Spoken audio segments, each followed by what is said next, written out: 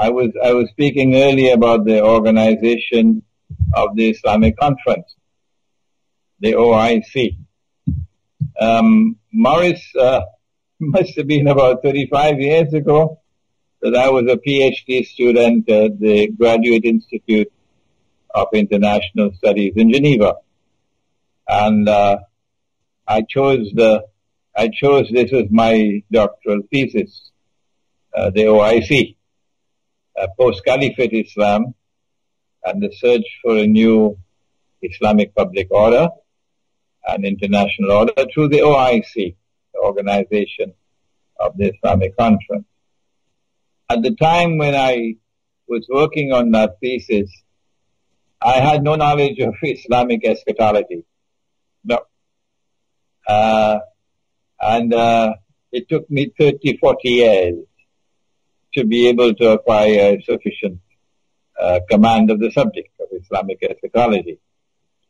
And so the initial view that I had of that organization it has now been, I have now been able to look at it far more seriously than I did at that time. The spectacle that occurred in Cairo over these last few days should disturb us. And that is that here are the governments of the whole world of Islam assembled, some 53 countries assembled in Cairo. Either the head of government is present, or a representative of the head of government is present, representing the government. And this body appealed to the Security Council of the United Nations to do the job it is supposed to do in Syria. That's what they did. The religion of Islam is based on the Quran. And the Quran declares that Muslims have an obligation to submit to the supreme authority of the one God. He possesses supreme authority, and obedience is due to him. And then the verse goes on to say that subject to obedience to him, you must obey the Prophet, Allah's blessings be upon him. And then it continues to say, subject to obedience of Allah and of His Messenger, you must obey those in authority. But it continues to say, those in authority from within your own ranks. And so never in the history of the world of Islam, never, until this age of darkness, has the world of Islam ever submitted as a whole to a non-Muslim authority. Never. Until the Zionists succeeded in destroying the caliphate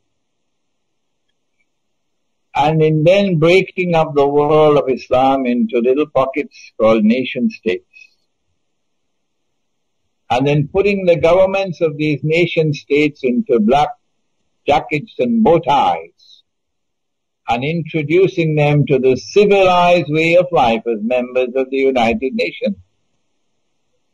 And when they acceded to the Charter of the United Nations, they placed themselves under the supreme authority of the Security Council. And so they said goodbye to the Quran. This is a monstrous betrayal of the Book of Allah, the Quran. And these people who assembled in Cairo added salt to the wound by making an appeal to the Security Council of the United Nations to do the job that they are supposed to do in Syria. Number two, apart from Iran and to some extent, I think, Iraq and maybe Lebanon, all the rest of the world of Islam, all of them, declared Bashar Assad's government to be the main culprit for the violence in Syria. And none of them ever mention or will ever mention that Saudi Arabia and Qatar and Turkey are complicit in sending men and sending weapons and financing an insurrection in another country. The world knows that. But these men assembled in Cairo, who spoke for the word of Islam, never mention a word of that. And they will not mention. And so Putin was presented with the spectacle of his ally, Iran, standing all alone. China saw Iran standing all alone. And China and Russia saw the whole world of Islam functioning as puppy dogs of the Zionists. Puppy dogs of the Zionists. What kind of impression would that make on the Russian intelligentsia, and on the Chinese intelligentsia? What would they think about the world of Islam, Sunni Islam? But on the ground, the Muslim peoples do not share the views of their governments. But they don't have a means to express that view of their government, of their view on the subject of Syria, for example. And there's considerable resentment against Saudi Arabia in the world of Islam. Considerable hostility for Saudi Arabia in the world of Islam. I would like to recall, for the benefit of our listening and viewing audience, Morris, that in 1990, when Saddam Hussein walked, they said, "Will you walk into my parlor?" Said the spider to the fly. And Saddam got the green light and he walked into Kuwait. They set a trap for him and he walked into it. But when Saddam took over Kuwait, there was joy, there was happiness in Malaysia, amongst the Malay in Singapore, the whole of Indonesia, Brunei, the whole of Southeast Asia was celebrating because there was so much repugnance and hostility for Kuwait. The same feelings they have for Saudi Arabia. And I have absolutely no doubt that when Israel begins her wars, which I know it's coming, they're coming, and she attacks Pakistan and Iran and Syria and Egypt and so on, you will find the Muslim peoples around the world rising up in great anger, great hatred. Little Israel, that is Singapore, is going to have the mother of all problems when Israel comes out from behind the curtain.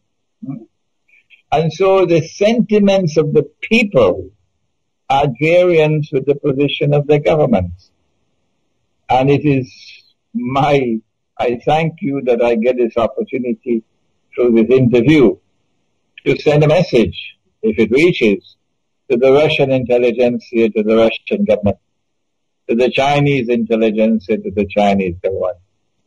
Then do not be fooled by what happened in Cairo. These are only the so-called leaders of the world of Islam who are all have to bow down before the Zionists. But they do not represent the views of the Muslim people. You mentioned Iran as standing alone. I assume it did not vote for this reference to go to the Security Council, and also Iran seems to have a lot of influence on Morsi and the Ikhwan. Is that the case? No, that's the window dressing. That's the window dressing. No. Morsi is very firmly in the Hillary Clinton camp. They can't move out of that camp. They must have made a deal with Washington to be able to get to where they are today. And there's no way they can get out of that embrace. No. So they can try whatever they want with Iran, making a visit to Iran getting Iran to visit, it doesn't change the ground, the reality. The reality is that Egypt is in this camp. And Egypt cannot move out of this camp to form any kind of a rapprochement with Iran, no. And you said that Iran stood alone. I presume it did not agree to the vote to go to the UN. It expressed reservations on the vote concerning Syria. And I know that Iraq also did, and a third state, perhaps Lebanon.